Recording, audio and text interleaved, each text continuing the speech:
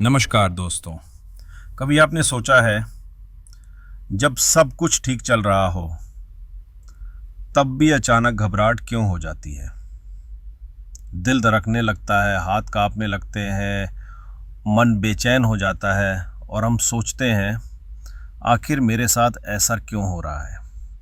आज की इस वीडियो में हम एक ऐसी अद्भुत किताब की बात करेंगे जो हमें ये समझने में मदद करती है कि डर और चिंता हमारे दिमाग में कैसे पैदा होती है और हम उसे कैसे बदल सकते हैं। किताब का नाम है रीवायर योर एंग्शियस ब्रेन। इस वीडियो को आखिरी तक ज़रूर देखिएगा क्योंकि आखिर में मैं आपको बताऊंगा 5 ऐसे आसान और असरदार तरीके जिनसे आप अपने डर को जीत सकते हैं। हमारा दिमाग बहुत ताकतवर है और डर पैदा करने में सबसे आगे है।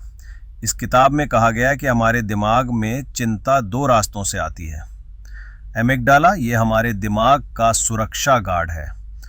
कोई खतरा दिखते ही ये अलार्म बजा देता है, बिना सोचे बिना पूछे। जैसे अचानक डर लगना, किसी आवाज़ से चौंक जाना, ऊंचाई से घबराना। कॉर्टेक्स ये सोचने वाला हिस्सा है। जब हम बार बार सोचते हैं अगर मैं असफल हो गया तो, लोग क्या कहेंगे, कुछ गलत हो गया तो, तब हमारी चिंता इस रास्ते से आती है। ये दोनों रास्ते मिलकर हमारी चिंता को गहरा और जटिल बना देते हैं। चलो एक कहानी सुनते हैं। रोहन एक कॉलेज स्टूडेंट है। हर बार जब उसे क्लास में प्रेजेंटेशन देना होता है तो उसका दिल तेज तेज धड़कने लगता है, हाथ कांपते हैं और आवाज़ लड़खड़ाने लगती है। वो सोचता है अगर मैं भूल गया तो लोग हंसेंगे, मैं बेइज्जत हो जाऊंगा। असल में उसके दिमाग का एमिगडाला उसे खतरे से बचाने के लिए अलार्म बजा रहा है, जबकि उसका कॉर्टेक्स नेगेटिव सोच से भर चुका है। दोनों मिलकर उसे पैनिक मोड में डाल देते हैं और वो अपनी ही क्षमता पर शक करने लगता है। डर और चिंता से लड़ना नहीं होता, उसे समझना होता है। जब हम समझ जाते हैं कि ये चिंता एक जैविक प्रक्रिया है तो हम खुद को दोष देना बंद कर देते हैं। मैं कमज़ोर हूँ नहीं, बल्कि मेरा दिमाग मुझे बचाने की कोशिश कर रहा है, लेकिन गलत तरीके से। इसीलिए पहला कदम है पहचानो कि ये डर कहाँ से आ रहा है। अचानक आया है, एमिगडाला ट्रिगर है। सोच सोच कर आया है, कॉर्टेक्स ट्रिगर है। अब बात करते हैं इलाज की, लेकिन बिना दवा के। एक एक्सपोजर थेरेपी, डर का धीरे धीरे सामना। जिस चीज से डर लगता है उसी से दोस्ती करो। रोहन ने पहले खाली क्लास में बोलना शुरू किया, फिर दोस्तों के सामने, फिर क्लास में। धीरे धीरे उसका दिमाग सीख गया यहाँ कोई खतरा नहीं है। 2.